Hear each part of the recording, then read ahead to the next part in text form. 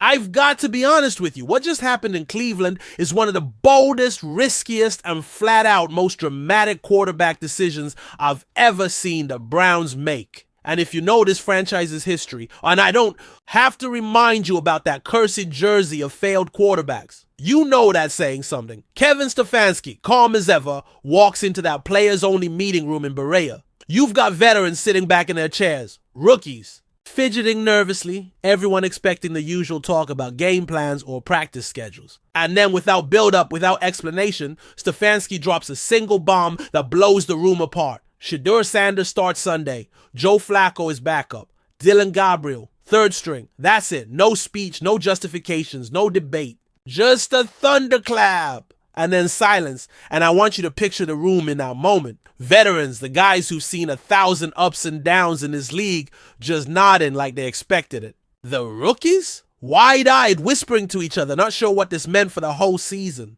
And Dylan Gabriel, the rookie they drafted in the third round. The one who spent months grinding through the playbook, mistake-free, textbook. Execution, doing everything right. He just sat there motionless. Face blank. Not a word. He waited until the meeting ended, stood up, walked straight to the parking garage, and drove off. Within hours, reports leaked. His camp was already calling the front office. Trade talk. Just like that, Cleveland's so-called developmental quarterback of the future was already halfway out the door. And that's where the weight of this decision hits. Because this isn't some ordinary depth chart shuffle. This isn't moving pieces around for convenience. This is a statement. This is a gamble on identity. Let's not forget, Shedeur Sanders was supposed to be a long shot.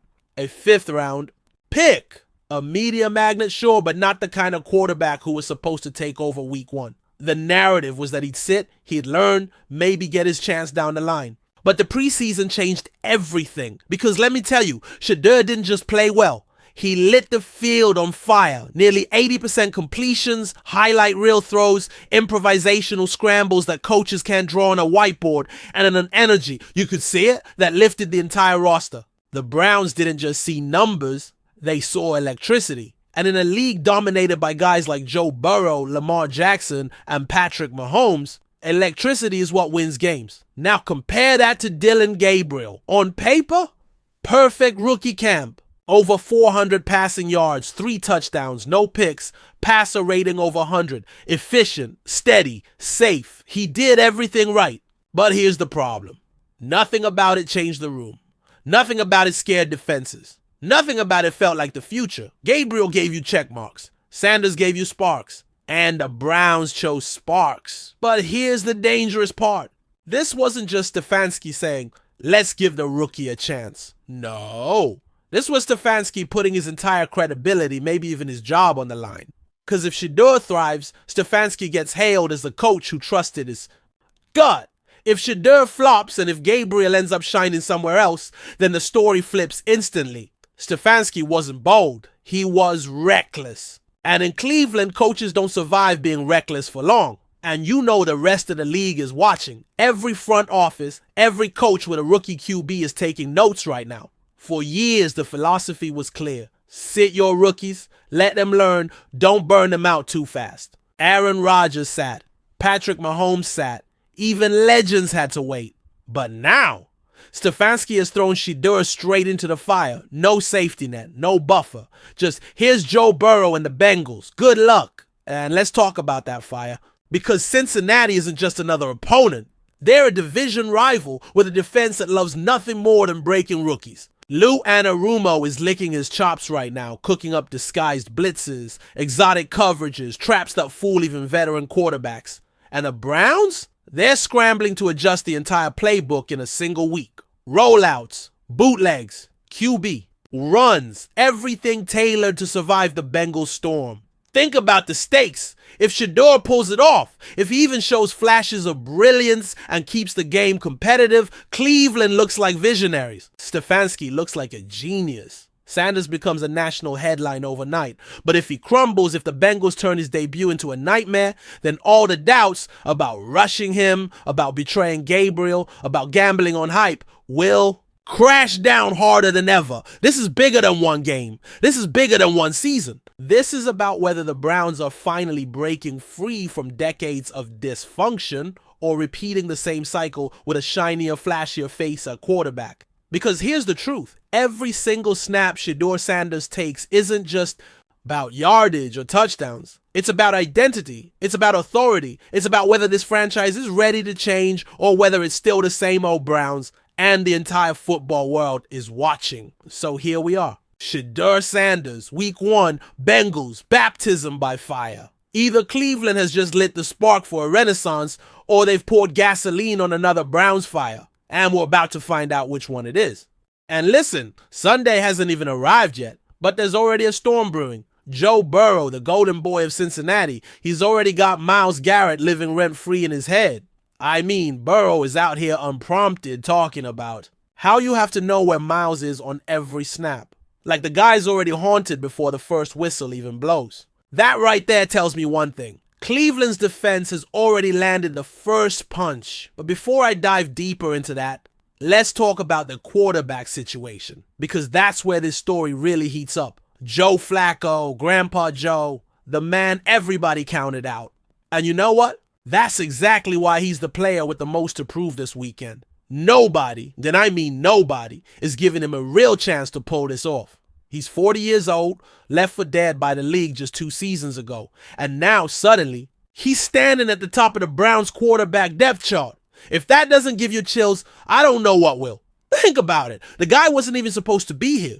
The Browns passed on him last year because they were still clinging to the Deshaun Watson situation. Flacco drifts off to Indy, stuck in a system that was a disaster from the start. Then somehow, someway, he finds his way back to Cleveland. At first, they barely even gave him reps in camp. He was an afterthought. But when injuries hit Dylan Gabriel, when things fell apart with Pickett, suddenly Flacco was the one flashing on the field. Every single practice, every preseason snap. The man just kept proving he still had it. And you know what? I've been out at camp. I've seen it with my own eyes. The way he carries himself, the way he commands that huddle. This isn't some washed up vet hanging on by a thread. This is a guy who knows this might be his last dance. His final shot to give his kids, his family, and every Browns fan one more memory. And you can see it in his eyes. He's locked in. He's hungry. And trust me, he's got the receipts. But here's the catch. Flacco has a demon he's never been able to shake.